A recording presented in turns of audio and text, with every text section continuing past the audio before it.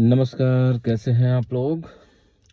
मैं अश्विनी पांडे आप लोगों के समक्ष कुछ ज्ञानोपयोगी, जीवनोपयोगी बातें पेश कर रहा हूँ और इसे बच्चों को दिखाइए और खुद भी समझिए, अच्छा लगे तो थोड़ा-सा प्यार दीजिए। अ, आज का जो ज्ञान है वो विशेष करके बच्चों के लिए है, जो प्रथम अवस्था में जी रहे हैं। 4 वर्गों में अवस्थाओं को बाँटा गया है।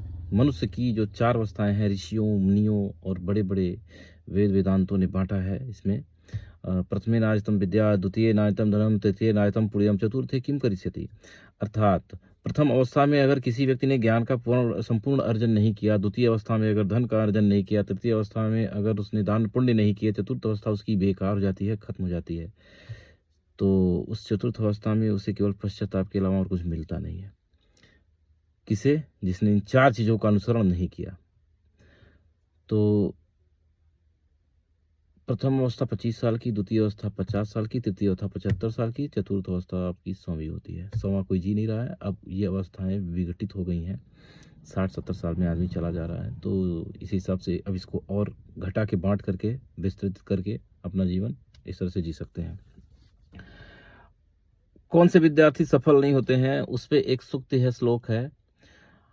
वो विद्यार्थी सफल नहीं होते जो संस्कृत श्लोक को अपने जीवन में उतारते नहीं हैं। संस्कृत श्लोक का मैं ज़्यादा करके उपयोग इसलिए कर रहा हूँ क्योंकि इंग्लिश में जो है English literature out of country है और मदर लैंग्वेज में वो हमारे आती नहीं है, इसको ज़बरदस्ती अंग्रेज़ों द्वारा घुसेड़ा गया है।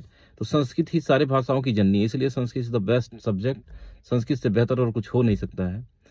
तो इसलिए मैं इसी का अनुसरण करता हूँ और आने वाली पीढ़ी को भी करना चाहिए। सब भाषाओं की जननी है संस्कृति। तो ऐसे विद्यार्थी या ऐसे मनुष्य सफल नहीं होते हैं जो इस श्लोक और सूक्ति को नहीं जानते हैं। अलसस्य कुतो विद्या, अविदस्य कुतो धनम, अधनस्य कुतो मित्रम, अमित्रस्य कुतो सुखम। अर्थात जो व्यक्ति आलसी होता है उसे विद्या नहीं मिलती है, जिसे विद्या नहीं मिलती उसे धन नहीं मिलता है, जिसे धन नहीं मिलता उसे मित्र नहीं मिलते, जिसे मित्र नहीं मिलते उसे सुख नहीं प्राप्ति होती है।